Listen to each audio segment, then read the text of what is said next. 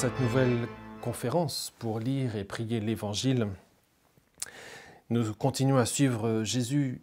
Alors là, nous arrivons vraiment vers la fin de sa vie publique, puisqu'aujourd'hui nous allons parler de la fête de la dédicace et des dernières semaines qui ont précédé la Semaine Sainte, qui est la semaine de la Passion du Christ. La fête de la dédicace, la Hanouka, aujourd'hui, c'est l'anniversaire de la dédicace du Temple de Jérusalem qui avait lieu, qui a toujours lieu d'ailleurs chez les Juifs, pendant l'hiver, dans le courant du mois de décembre, un peu avant Noël. Et on voit notre Seigneur Jésus-Christ qui se rend, bien que ce ne soit pas une fête majeure aussi importante que la fête de la Pâque, de la Pentecôte ou des Tabernacles, mais il se rend quand même à Jérusalem pour cette fête. On le voit marcher dans les parvis, sur les parvis du temple ou bien dans les colonnades. Il y a des corridors aux abords du temple où notre Seigneur Jésus-Christ est là, il a froid, il marche pour se réchauffer.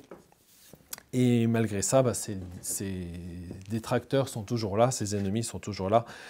Et ils vont essayer de le piéger encore. En tout cas, ça va être l'occasion pour notre Seigneur Jésus-Christ d'une déclaration solennelle.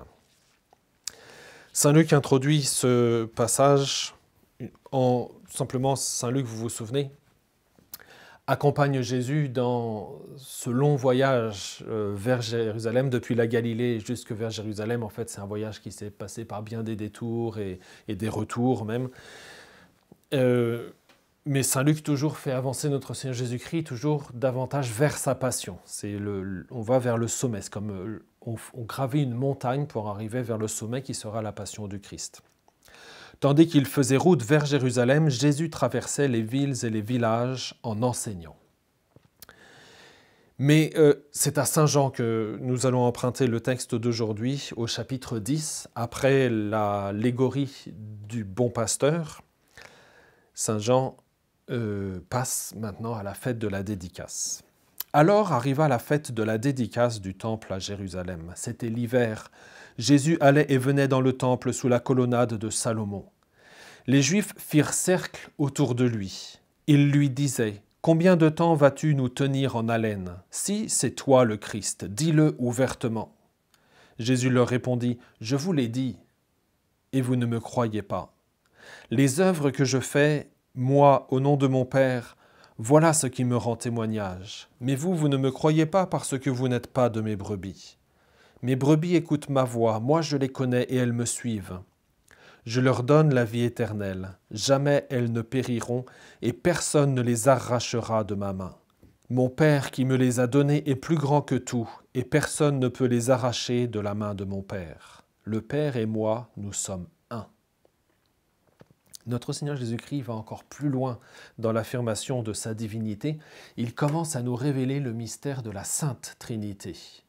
En l'occurrence, il nous révèle cette unicité entre lui et son Père. Le Père et lui, ils sont un seul et même Dieu. Jésus nous révélera, il nous l'a déjà révélé en partie, la troisième personne de la Sainte Trinité, le Saint-Esprit. Saint Jean, en tout cas, en a déjà parlé dans son Évangile. Donc cette nouvelle provocation des ennemis de notre Seigneur Jésus-Christ qui viennent l'entourer, l'encercler vraiment pour le piéger, une fois pour toutes, dis-nous si c'est toi le Christ, est l'occasion pour notre Seigneur Jésus-Christ de répéter, sans se dédire, sans se contredire avec ce qu'il a déjà enseigné auparavant. Il ne nie pas sa divinité, il l'affirme, oui c'est lui le Christ, oui c'est lui le Messie, oui c'est lui le Fils de Dieu, et avec son Père, ils ne sont un seul et même Dieu. Eh bien les Juifs ne se trompent pas, ils ne veulent pas entendre ces paroles, et ils veulent lapider notre Seigneur. De nouveau, des Juifs prirent des pierres pour lapider Jésus. Celui-ci reprit la parole. « J'ai multiplié sous vos yeux les œuvres bonnes qui viennent du Père. Pour laquelle de ces œuvres voulez-vous me lapider ?» Ils lui répondirent « Ce n'est pas pour une œuvre bonne que nous voulons te lapider, mais c'est pour un blasphème. Tu n'es qu'un homme et tu te fais Dieu. » Voilà bien la pierre d'achoppement. En fait, ils refusent de reconnaître la divinité de notre Seigneur Jésus-Christ. Et ils le refusent avec violence. Jésus leur répliqua, « N'est-il pas écrit dans votre loi, j'ai dit, vous êtes des dieux ?» C'est le psaume 81. Il les appelle donc des dieux, ceux à qui la parole de Dieu s'adressait. Et l'écriture ne peut pas être abolie. Or celui que le Père a consacré et envoyé dans le monde, vous lui dites « Tu blasphèmes, parce que j'ai dit « Je suis le Fils de Dieu ». Si je ne fais pas les œuvres de mon Père, continuez à ne pas me croire. Mais si je les fais, même si vous ne me croyez pas, croyez les œuvres. Ainsi, vous reconnaîtrez de plus en plus que le Père est en moi et moi dans le Père. » Eux cherchaient de nouveau à l'arrêter, mais il échappa à leurs mains. On voit de nouveau Jésus échapper au piège qu'on lui tend. Saint Jean ne donne pas d'autre explication non plus, pas d'explication naturelle, simplement son heure n'est pas encore venue. Mais entre-temps, notre Seigneur Jésus-Christ affirme encore et toujours sa divinité. Il prend même ses interlocuteurs à leur propre piège, et encore une fois, il leur cite la loi, l'Ancien Testament, en l'occurrence ce psaume que nous avons cité. Oui, c'est vrai, le bon Dieu, d'une certaine manière, considère les âmes de ses élus comme des dieux parce que vraiment la grâce est une participation à la divinité, à la vie divine. C'est le bon Dieu qui nous fait participer de sa vie. C'est pour cela que dans le Nouveau Testament, nous pourrons être appelés fils de Dieu, enfants de Dieu, parce que c'est plus qu'une adoption. Nous recevons vraiment dans notre âme une part d'hérédité, une part de la vie même de Dieu, de la même manière qu'un enfant reçoit la vie de son père et la nature de son père, la nature humaine. Eh bien nous avons reçu non pas la nature divine, mais une participation à la nature divine qui fait que nous avons la grâce d'adoption, nous sommes des enfants de Dieu. Et donc, comme le dit le psaume, nous pouvons être appelés des dieux, avec un D minuscule bien entendu. Mais c'est cet argument que notre Seigneur Jésus-Christ utilise pour justifier le fait que lui puisse être appelé Fils de Dieu et pour affirmer sa divinité, lui qui est le premier d'entre nous. Alors, notre Seigneur Jésus-Christ, voyant que ces oppositions récurrentes avec les pharisiens se continuent, se multiplient, eh bien il s'éloigne. Il va s'éloigner de Jérusalem pendant quelque temps. Il repartit de l'autre côté du Jourdain, à l'endroit où, au début, Jean baptisait, et il y demeura. Beaucoup vinrent à lui en déclarant « Jean n'a pas accompli de signe, mais tout ce que Jean a dit de celui-ci était vrai. » Et là, beaucoup crurent en lui. Voilà, notre Seigneur Jésus-Christ s'éloigne de Jérusalem, il va au-delà du Jourdain, là où Jean baptisait autrefois. Les disciples de Jean le reconnaissent, car la description que Jean en avait faite correspond à ce qu'il voit en notre Seigneur Jésus-Christ, et donc il croit en lui. Et cependant, là où se trouve Jésus, dans le lieu de sa retraite, quelqu'un vient le trouver, un messager, probablement, des pharisiens, qui viennent trouver notre Seigneur Jésus-Christ pour l'avertir. Mais semble-t-il, c'est un piège. On se souvient comment les pharisiens avaient su s'allier aux Hérodiens, bien qu'ils étaient des frères ennemis, mais dans le but de piéger notre Seigneur Jésus-Christ, ils étaient capables de se mettre ensemble pour essayer de faire du mal. À ce moment-là, quelques pharisiens s'approchèrent de Jésus pour lui dire « Pars, va-t'en d'ici, Hérode veut te tuer. » Il leur répliqua « Allez dire à ce renard, voici que j'expulse les démons et que je fais des guérisons aujourd'hui et demain, et le troisième jour j'arrive au terme. Mais il me faut continuer ma route aujourd'hui et demain et le jour suivant, car il ne convient pas qu'un prophète périsse hors de Jérusalem. » Jésus n'a aucun moyen de vérifier si c'est vrai que Hérode a vraiment l'intention de le tuer. En tout cas, le jour de son arrestation, Jésus sera porté devant Hérode. Hérode tournera Jésus en dérision. Après avoir essayé de lui poser des questions, Jésus gardera le silence. Hérode se moque de lui, mais à la fin, Hérode renvoie Jésus vers Pilate sans chercher à le tuer. Donc cette assertion de ces pharisiens, qui probablement se sont entendus avec des Hérodiens, ou alors des Hérodiens ont voulu profiter de cette fausse amitié avec les pharisiens pour piéger peut-être aussi les pharisiens, on n'en sait rien. Enfin, qu'est-ce qui s'est passé derrière? Peu importe. Toujours est-il que cette assertion est fausse et notre Seigneur Jésus-Christ le comprend très bien. Et donc il renvoie ses envoyés pharisiens vers Hérode. Allez dire à ce renard. Oui, le renard, parce que Hérode est un homme rusé, habile, malin, malin au sens parfois aussi étymologique, c'est-à-dire qui fait le mal. Et l'argument que notre Seigneur Jésus-Christ utilise renvoie à la parole de Jean. Vous vous souvenez de cet échange lorsque Jean était en prison et qu'il les disciples étaient venus le voir.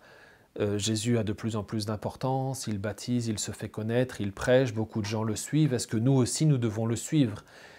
Et Jean dit à ses disciples, allez le voir, allez lui demander. Et donc les disciples se rendent auprès de Jésus et disent à Jésus, voilà, Jean demande, est-ce que c'est vous le Messie ou est-ce que nous devons en attendre un autre? Et Jésus donnera cette même réponse qu'il donne aujourd'hui au sujet de Hérode. Les aveugles voient, les boiteux marchent, l'évangile est annoncé aux pauvres. Voilà, les prophéties, en l'occurrence il s'agit d'Isaïe, sont réalisées. Cette parole que certainement les disciples de Jean ont rapportée à Jean dans sa prison, Jean les a certainement rapportées à Hérode, puisque Hérode venait de temps en temps voir Jean dans sa prison, et donc Hérode en avait peut-être bien connaissance, très probablement d'ailleurs. Jean avait certainement annoncé à Hérode l'arrivée imminente du Messie, et peut-être même lui avait dit qui serait ce Messie. Et notre Seigneur Jésus-Christ renvoie les envoyés de Hérode en leur rapportant, effectivement, ces paroles de la prophétie d'Isaïe. « Voici que j'expulse les démons, que je fais des guérisons aujourd'hui et demain et le troisième jour. » Et la réponse de notre Seigneur Jésus-Christ, en fait, bien sûr, c'est la citation de la prophétie un petit peu adaptée, selon le propos qu'il veut mener, c'est que, quel que soit le jour, notre Seigneur Jésus-Christ fait son devoir d'État sans se soucier de l'avenir ou de ce qu'on dira de lui ou de ce qu'on fera de lui. Il a un plan, il réalise la volonté de son Père, l'ordonnance de son Père, il s'y tient, il ne va ni à droite ni à gauche, il continue et quand l'heure de son Père viendra, eh bien il sera là pour le sacrifice. Mais il a confiance qu'il mourra à Jérusalem, puisque aucun prophète ne meurt en dehors de Jérusalem. Revenons à Saint Jean, puisque cet aparté était tiré de l'évangile de Saint Luc au chapitre 13. Dans l'évangile de Saint Jean, nous sommes au chapitre 11, dans cette période entre la dédicace et on approche de la fête de la Pâque, la troisième et dernière Pâque de la vie publique de notre Seigneur Jésus-Christ, puisque c'est là qu'il va être arrêté et qu'il sera crucifié. Nous sommes donc quelques semaines avant la fête de la Pâque. Notre Seigneur Jésus-Christ est allé donc en Transjordanie et là, on lui envoie quelqu'un d'autre qui vient de Béthanie, le village de Lazare, Marthe et Marie. Saint Luc nous a déjà présenté ces personnages, en tout cas les deux sœurs, Marthe et Marie, de Béthanie, qui étaient, comme on le verra, des femmes aisées. Elles vivaient avec leur frère Lazare, ils étaient certainement jeunes, en tout cas ils n'étaient pas mariés. Avaient-ils des parents? L'Évangile ne nous le dit pas. Peut-être leurs parents étaient décédés. Peu importe, ils étaient d'une condition aisée, ils avaient une grande maison, ils recevaient volontiers les apôtres avec notre Seigneur Jésus-Christ et les disciples pour les loger. Et c'était bien pratique et commode pour notre Seigneur Jésus-Christ parce que Béthanie est simplement à une bonne demi-heure de marche de Jérusalem. Ainsi, ils pouvaient dans la journée aller prêcher sur les parvis du temple et puis le soir quitter Jérusalem, aller dormir en dehors de la ville pour être à l'abri de ces agresseurs potentiels. Et Lazare, le frère de Marthe et Marie, était malade. On se souvient de Marthe et Marie parce que Saint Luc les avait introduites, c'était ces deux sœurs, vous savez, dont l'une, très contemplative, restait assise au pied de notre Seigneur Jésus-Christ à écouter sa parole, et l'autre, beaucoup plus active, Marthe, s'activait aux besoins de la troupe apostolique pour préparer le repas, etc. Et un jour, Marthe, un peu agacée, ce qui montre qu'il y avait quand même une certaine familiarité entre notre Seigneur Jésus-Christ et ses deux sœurs, ces deux femmes, Marthe, un peu agacée, s'approche de Jésus qui était en train de prêcher, certainement, de parler en tout cas, ce n'était pas une prédication ouverte, mais de parler dans l'intimité de l'intimité familiale, des mystères du royaume de Dieu. Sainte Marthe arrive, elle interrompt la conversation en disant « Mais tu ne peux pas dire à ma sœur Marie de venir m'aider un peu à la cuisine. Marthe, Marthe, tu t'occupes de beaucoup de choses, mais une seule est essentielle, et Marie a choisi la meilleure part. » Lisons, si vous voulez bien, cet évangile de Saint Jean au sujet de cette maladie de Lazare. Donc Jésus est toujours en Transjordanie, dans le lieu de sa retraite, où il est venu recevoir où il a reçu ces menaces de la part d'Hérode. Et pendant ce temps, à Béthanie, eh bien, Lazare est malade et on envoie quelqu'un vers Jésus pour lui prévenir de cet événement. Il y avait quelqu'un de malade, Lazare, de Béthanie, le village de Marie et de Marthe, sa sœur. Or Marie était celle qui répandit du parfum sur le Seigneur et lui essuya les pieds avec ses cheveux. C'était son frère Lazare qui était malade. Donc les deux sœurs envoyèrent dire à Jésus, « Seigneur, celui que tu aimes est malade. » En apprenant cela, Jésus dit, « Cette maladie ne conduit pas à la mort, elle est pour la gloire de Dieu, afin que par elle le Fils de Dieu soit glorifié. » Jésus aimait Marthe et sa sœur, ainsi que Lazare. Quand il apprit que celui-ci était malade, il demeura 2 jours encore à l'endroit où il se trouvait. Puis après cela, il dit aux disciples, « Revenons en Judée. » Les disciples lui dirent, « Rabbi, tout récemment les Juifs là-bas cherchaient à te lapider, et tu y retournes ?»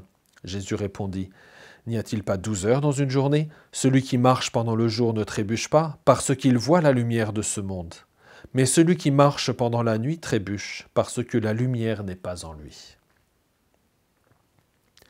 Après ces paroles, il ajouta, « Lazare, notre ami, s'est endormi. Mais je vais aller le tirer de ce sommeil. » Les disciples lui dirent alors, « Seigneur, s'il est endormi, il sera sauvé. » Jésus avait parlé de la mort. Eux pensaient qu'il parlait du repos du sommeil. Alors il leur dit ouvertement, « Lazare est mort, et je me réjouis de n'avoir pas été là à cause de vous, pour que vous croyiez. Mais nous allons auprès de lui. » Thomas, appelé Didyme, c'est-à-dire jumeau, dit aux autres disciples, « Allons-y, nous aussi, pour mourir avec lui. » Quand calcule bien, Marthe et Marie envoient un envoyé qui met une journée, c'est à peu près une bonne journée de marche pour aller jusqu'à l'endroit où Jésus se trouvait. Et il parle très certainement, Lazare est décédé très peu de temps après que l'envoyé soit parti. Ce qui est bien que Jésus est resté encore 2 jours, et après 2 jours, il dit à ses apôtres, « Allons-y ». Et on va une autre journée de marche jusqu'à l'endroit où habitent Marthe et Marie, et là, il trouve que Lazare est mort et enterré depuis 4 jours. Voilà, vous calculez, ça fait exactement 4 jours. Certainement, Lazare est mort assez peu de temps après que cette personne fut envoyée vers Jésus. Les apôtres s'en étonnent, évidemment. Tiens, mais c'est la persécution là-bas, c'est dangereux. Et Thomas, un peu désabusé, dit, « Bon, bah allons-y, et puis nous mourrons avec lui. » Et en fait, saint Jean le cite parce que c'est tout à l'honneur de saint Thomas. Il l'a dit peut-être de manière désabusée, mais sans le savoir, il a fait une prophétie, on peut dire.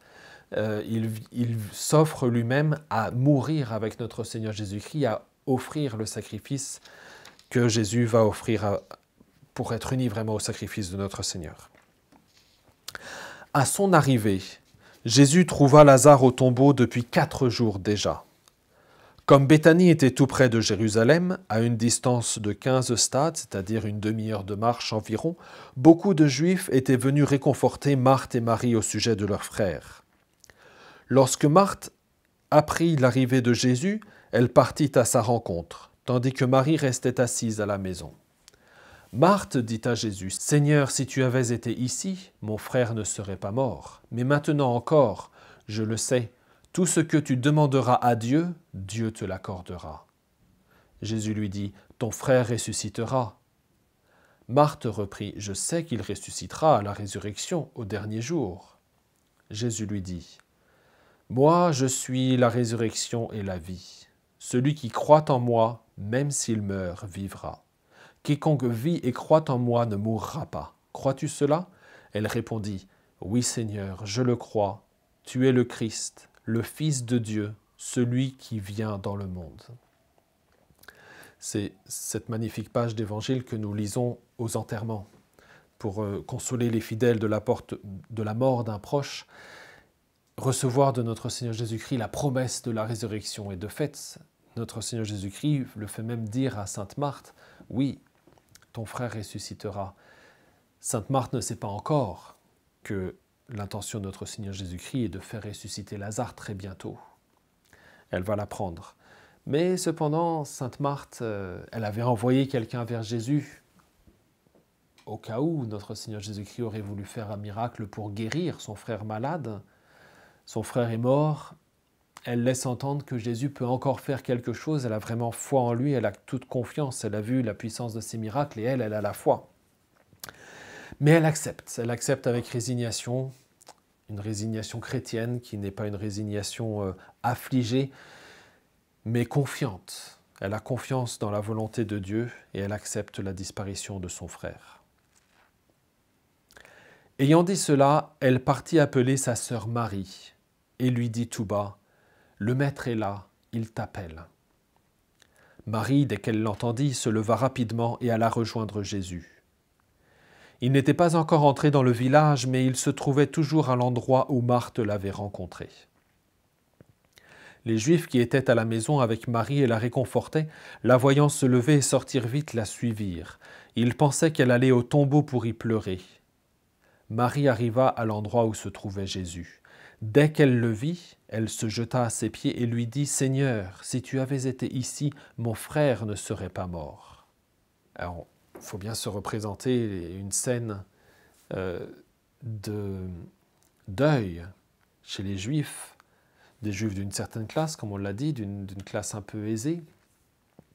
Beaucoup de gens sont venus de Jérusalem, puisqu'ils vivent, on peut dire, dans les faubourgs de la ville. Ce sont des gens aisés, ils ont beaucoup d'amis. Beaucoup d'amis sont venus les entourer.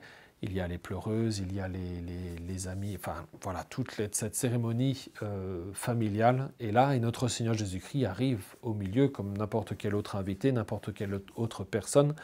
Mais c'est Jésus et Marthe et Marie ont bien sûr un amour particulier pour notre Seigneur Jésus-Christ, un amour de charité bien sûr, certainement aussi une petite tendresse humaine, amicale. Rien de mal bien entendu, il faudrait pas imaginer comme on l'a fait ailleurs des choses mauvaises. On est bien au-dessus de là, on est vraiment dans un discours très spirituel, dans une amitié très, très profonde et très spirituelle entre Jésus et ces deux femmes. Et on voit la confiance de Marthe et la confiance de Marie. Cette Marie de Béthanie qu'on a souvent identifiée, à tort d'ailleurs, à Sainte Marie-Madeleine, c'est une autre femme. Elle a confiance en notre Seigneur. Et dès qu'elle apprend que le Seigneur est venu, elle s'élance, elle va vers lui très promptement pour parler. Elle lui répète les mêmes paroles qu'elle avait certainement échangées avec sa sœur Marthe. « Si tu avais été ici, mon frère ne serait pas mort. » Quand il vit qu'elle pleurait, et que les Juifs venus avec elle pleuraient aussi, Jésus, en son esprit, fut saisi d'émotion. Il fut bouleversé, et il demanda « Où l'avez-vous déposé ?»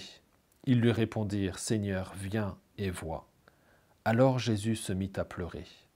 Les Juifs disaient « Voyez comme il l'aimait. » Mais certains d'entre eux dirent « Lui qui a ouvert les yeux de l'aveugle, ne pouvait-il pas empêcher Lazare de mourir ?» Cette scène est touchante de voir l'émotion de notre Seigneur Jésus-Christ et Saint Jean était certainement un témoin oculaire, sinon il n'aurait pas pu constater cette émotion, ce bouleversement dans l'âme de notre Seigneur Jésus-Christ. Et finalement, des larmes qui coulent sur les joues du Christ, ce n'est pas comme les pleureuses qui font des gros sanglots. Non, c'est une tristesse maîtrisée, mais sincère, profonde. Oui, notre Seigneur Jésus-Christ est triste d'avoir perdu son ami. Et même s'il sait dans sa science divine que dans un instant il va le ressusciter, toujours est-il que dans son âme humaine, notre Seigneur Jésus-Christ a de vrais sentiments humains et il a une vraie compassion pour ses amis, Marthe et Marie, et il pleure la mort de Lazare avec elle. Même les Juifs s'en étonnent et s'en émeuvent. Voyez comme il l'aimait, disent-ils. Sauf bien sûr quelques-uns, certainement parmi tous ces gens qui sont venus soutenir Marthe et Marie, il y avait des gens qui étaient mal intentionnés à l'égard de notre Seigneur Jésus-Christ. Il ne faut pas croire que tous les enterrements se passent bien, on le sait bien. Lui qui a ouvert les yeux aux aveugles, ne pouvait-il pas empêcher Lazare de mourir? Voilà, une simple critique gratuite, une méchanceté gratuite de la part de ces gens qui n'ont même pas le respect du deuil et qui vont jusqu'à porter leur haine de notre Seigneur Jésus-Christ dans ces circonstances. Jésus, repris par l'émotion, arriva au tombeau. C'était une grotte fermée par une pierre.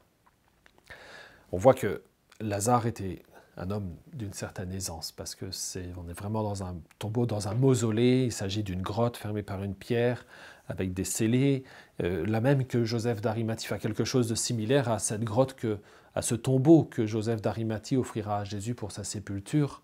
On est dans la haute classe de la société. Jésus avait de très bonnes relations, de très bons amis. Jésus dit « Enlevez la pierre ». Étonnement. Ça fait 4 jours qu'il est enterré, bien sûr. Nous sommes en Palestine, on n'a pas toutes les facilités qu'on a aujourd'hui, les chambres mortuaires, etc. Quand quelqu'un meurt dans les 24 heures, il faut l'enterrer, sinon il commence à sentir. Là, ça fait 4 jours qu'il est mort.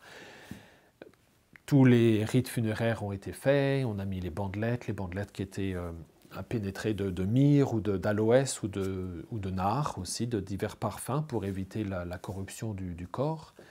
Eh bien, tout cela, tous les rites ont été faits, Lazare est mis dans le tombeau et une fois que l'enterrement est fait, eh bien, les amis, les connaissances viennent, en tout cas pour celles qui n'ont pas pu venir le jour même de l'enterrement, eh bien, ils viennent pendant la semaine qui suit pour permettre à Marthe et Marie, enfin à la famille, de faire son deuil après la disparition du défunt. D'ailleurs, ça c'est quelque chose de très sage qu'on a malheureusement perdu dans nos sociétés occidentales, savoir faire le deuil, savoir se poser et simplement accepter le fait que cet être cher nous a quittés, qu'il est parti dans l'éternité, qu'il est désormais entre les mains du bon Dieu pour toujours, et que nous avons l'espoir de le revoir, oui, mais dans l'au-delà.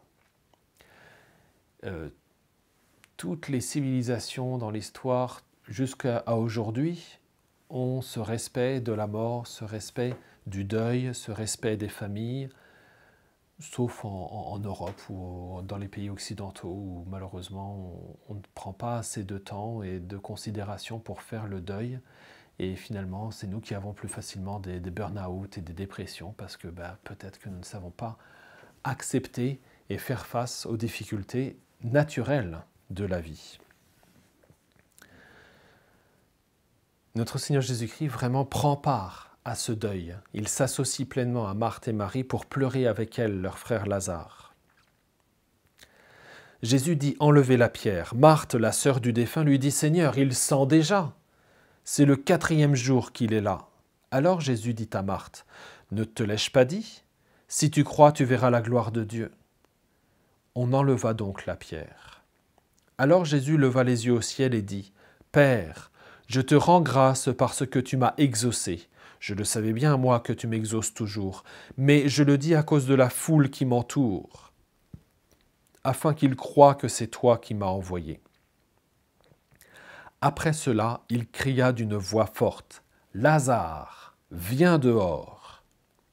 Et le mort sortit, les pieds et les mains liés par des bandelettes, le visage enveloppé d'un suaire. Jésus leur dit, « Déliez-le et laissez-le aller. » On devine l'émotion, l'étonnement de la foule. D'abord le fait que Jésus fasse ouvrir le tombeau, puis qu'il donne un ordre aux morts de sortir dehors, et puis on attend un moment, le temps que le mort se lève, il ressuscite, qu'il s'approche de la porte, qu'il se montre, il est encore coincé dans ses bandelettes, il a le suaire sur le visage. Notre Seigneur Jésus-Christ sera enterré, enseveli de la même manière, avec le même respect. On devine toute l'atmosphère, l'ambiance, l'attente de la foule, l'étonnement en tout cas, du fait que Jésus ait fait ouvrir la pierre du tombeau, d'une part, qu'il ait parlé aux morts d'une voix impérieuse, « Viens dehors !» Une petite attente, le temps que le mort se redresse dans ses bandelettes, qu'il sorte du tombeau, qu'il apparaisse aux yeux de tous. La stupeur, l'étonnement, la crainte, la joie certainement de revoir Lazare vivant.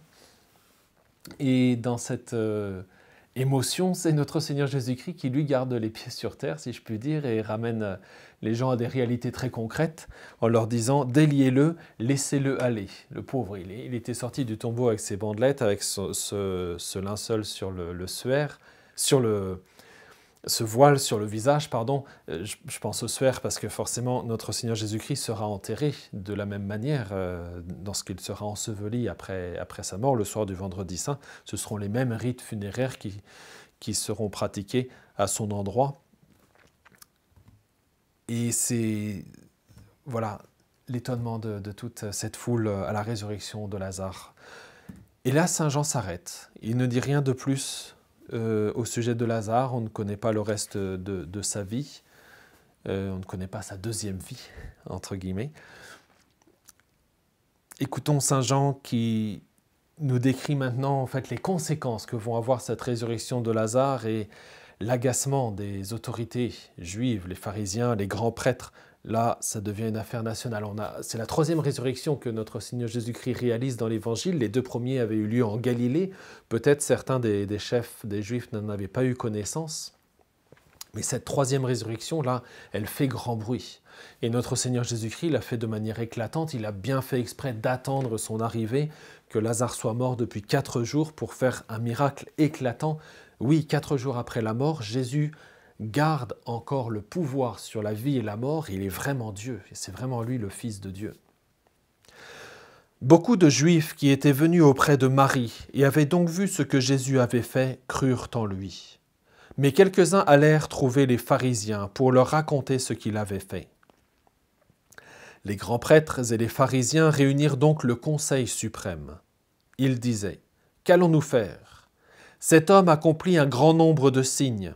Si nous le laissons faire, tout le monde va croire en lui, et les Romains viendront détruire notre lieu saint et notre nation. » Alors l'un d'entre eux, Caïphe, qui était le grand prêtre cette année-là, leur dit : « Vous n'y comprenez rien. Vous ne voyez pas quel est votre intérêt. Il vaut mieux qu'un seul homme meure pour tout le peuple et que l'ensemble de la nation ne périsse pas. » Ce qu'il disait là ne venait pas de lui-même. Mais étant grand prêtre cette année-là, il prophétisa que Jésus allait mourir pour la nation. Et ce n'était pas seulement pour la nation, c'était afin de rassembler dans l'unité les enfants de Dieu dispersés. À partir de ce jour-là, ils décidèrent de le tuer.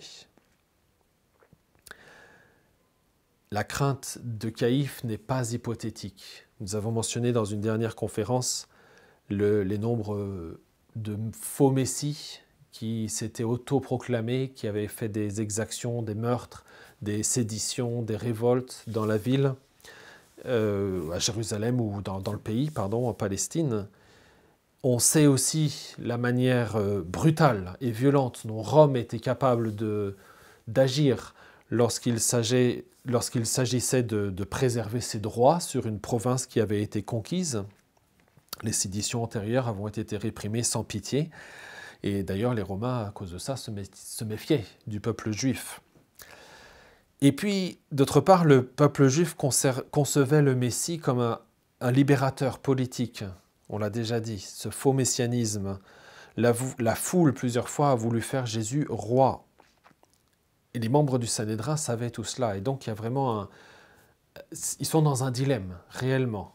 Soit on laisse faire Jésus, mais alors avec le risque qu'il y ait des séditions qui éclatent et que le pouvoir romain intervienne et qu'on perde complètement toute souveraineté en Israël, soit il faut faire quelque chose. Et là, c'est Caïphe qui intervient et qui dit cette parole mauvaise, bien sûr, mal intentionnée, injuste même, sans chercher à comprendre l'innocence de notre Seigneur Jésus-Christ. Il le condamne. Il vaut mieux qu'un seul homme meure plutôt que tout le peuple périsse. Et la décision est prise. Mais Saint Jean fait quand même remarquer que, à son insu, Caïphe a fait une prophétie.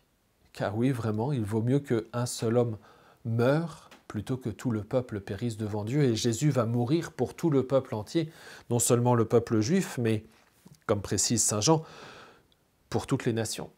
Pour le monde tout entier, Jésus va mourir pour que nous ne soyons pas condamnés à cause de nos péchés pour l'éternité.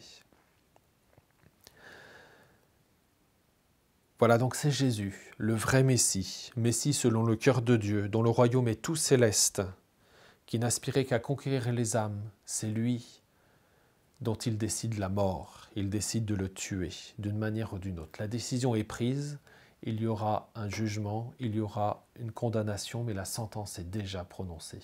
Il faut juste trouver les moyens de l'arrêter d'une part, et les motifs de condamnation d'autre part. Cela se fera pendant la Semaine Sainte. Et donc nous approchons bientôt de la Semaine Sainte, mais auparavant notre Seigneur Jésus-Christ s'éloigne encore quelque temps de Jérusalem. Son dernier voyage en dehors de Jérusalem aura lieu vers Éphraïm, pas très loin de ce désert où Jésus avait passé les 40 premiers jours de sa vie publique. Il y part avec ses apôtres pour une dernière retraite. Et il ne se déplace plus au milieu des Juifs, en public. C'est pourquoi Jésus ne se déplaçait plus ouvertement parmi les Juifs. Il partit pour la région proche du désert, dans la ville d'Éphraïm, où il séjourna avec ses disciples. Or, la Pâque juive était proche, et beaucoup montèrent de la campagne à Jérusalem pour se purifier avant la Pâque. Ils cherchaient Jésus, et dans le temple, ils se disaient entre eux, « Qu'en pensez-vous ? Il ne viendra sûrement pas à la fête. » Les grands prêtres et les pharisiens avaient donné des ordres. Quiconque saurait où il était devait le dénoncer pour qu'on puisse l'arrêter. On se retrouve dans la même situation que 6 mois plus tôt, au moment de la fête des tabernacles, où aussi tout le monde se demandait « va-t-il venir ou ne va-t-il pas venir à la fête ?» Mais là, les chefs du peuple, donc les grands prêtres et les pharisiens, ont d'abord menacé d'excommunication ceux qui suivraient Jésus, obliger le peuple à dénoncer Jésus s'il savait où il était, et ils font des menaces. L'ambiance est vraiment à son comble, et la décision est prise de faire mourir notre Seigneur Jésus-Christ. Alors avant de commencer la Semaine Sainte, que nous commencerons à partir de la prochaine conférence, Saint Jean nous offre encore une dernière scène qui a lieu dans la liturgie, en tout cas le samedi avant le dimanche des Rameaux, qui se passe à Béthanie, justement. Après cette petite retraite en Éphraïm, notre Seigneur Jésus-Christ revient à Béthanie, où se trouvent Marthe et Marie et leur frère ressuscité Lazare. 6 jours avant la Pâque, Jésus vint à Béthanie où habitait Lazare, qu'il avait réveillé d'entre les morts. On donna un repas en l'honneur de Jésus. Marthe faisait le service. Lazare était parmi les convives avec Jésus. Marthe fait le service, voilà, c'est le rôle qu'on lui connaît. Lazare est là et c'est un repas d'action de grâce, de remerciement. Lazare et ses 2 sœurs, qui sont d'une classe aisée, comme on l'a dit, ont décidé de faire quelque chose pour remercier notre Seigneur Jésus-Christ d'avoir rendu Lazare à la vie. Ils lui offrent ce repas et au cours de ce repas, ils vont lui faire un cadeau. C'est Marie qui va l'apporter, un cadeau d'un très grand prix, une livre de parfum. Donc une livre, c'est 330 grammes, d'un parfum très pur qui vient de l'Orient, du nard, qui est originaire d'Inde, de l'Himalaya en fait, en réalité. C'est un parfum d'un très grand prix. Et ce nard se trouve dans une bouteille, on peut dire, en nard. Donc vraiment, même le récipient lui-même est quelque chose de luxueux. Eh bien, cette bouteille de parfum, ils vont l'offrir à notre Seigneur Jésus-Christ et le verser tout entier sur sa tête et sur ses pieds. C'est ce que va faire Marie. Or, Marie avait pris une livre d'un parfum très pur et de très grande valeur. Elle versa le parfum sur les pieds de Jésus qu'elle essuya avec ses cheveux. La maison fut remplie de l'odeur du parfum. C'est un geste très délicat, plein d'amour, plein de charité, plein de délicatesse, plein de reconnaissance. Et c'est fait avec grâce en plus. Saint Jean nous le rapporte vraiment avec beaucoup de délicatesse et de noblesse. Et malheureusement, il y a Judas qui est là, qui observe cette scène et qui s'en indigne. Et là, on voit que Judas déjà a perdu l'idéal dans son cœur. Judas était certainement un homme très intelligent. Jésus lui avait fait confiance jusqu'à lui confier l'économat, l'intendance de la troupe apostolique. On avait dit comment était organisée la troupe apostolique avec les 12 apôtres, les disciples, les saintes femmes, les voyages, etc. Donc forcément, il fallait un budget, il fallait un économat, il fallait une comptabilité pour tout ça. C'est Judas qui en avait la charge. Et malheureusement, qu'est-ce qui s'est passé dans son esprit? C'est très étrange. Mais Il avait perdu l'idéal messianique de notre Seigneur Jésus-Christ, il ne voyait plus que le côté matériel. Judas Iscariote, l'un de ses disciples, celui qui allait le livrer, dit alors « Pourquoi n'a-t-on pas vendu ce parfum pour 300 pièces d'argent que l'on aurait donné aux pauvres ?»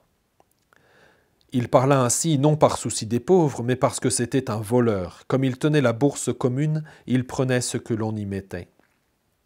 Jésus lui dit « Laisse-la observer cet usage en vue du jour de mon ensevelissement. Des pauvres, vous en aurez toujours avec vous, mais moi, vous ne m'aurez pas toujours. »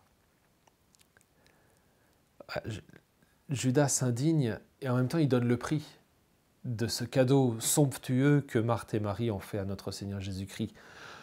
300 deniers. Le denier, souvenez-vous, c'est le salaire d'une journée de salaire. Donc 300 deniers, on est sur 1 an de salaire. Voilà ce qu'avaient versé, ce qu'avaient dépensé Lazare, Marthe et Marie pour remercier Jésus d'avoir rendu la vie à leur frère Lazare.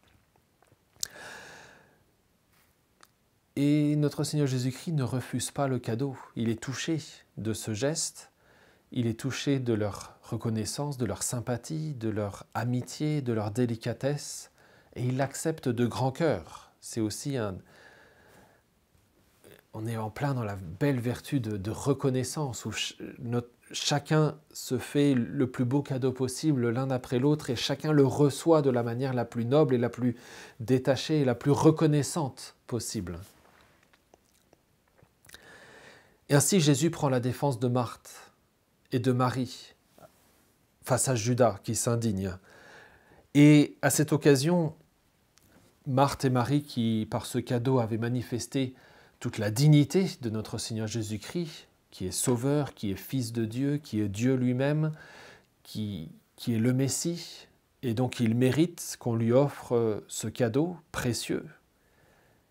Et notre Seigneur Jésus-Christ va plus loin en révélant que ce cadeau a aussi une autre signification, celle de sa sépulture, qui arrive bientôt, puisque 6 jours avant la Pâque, nous sommes à quelques jours de la passion et de la mort de notre Seigneur Jésus-Christ. Bien par avance, notre Seigneur Jésus-Christ annonce qu'il va mourir et qu'il va devoir être enseveli. Laissez-la observer cet usage en vue du jour de mon ensevelissement.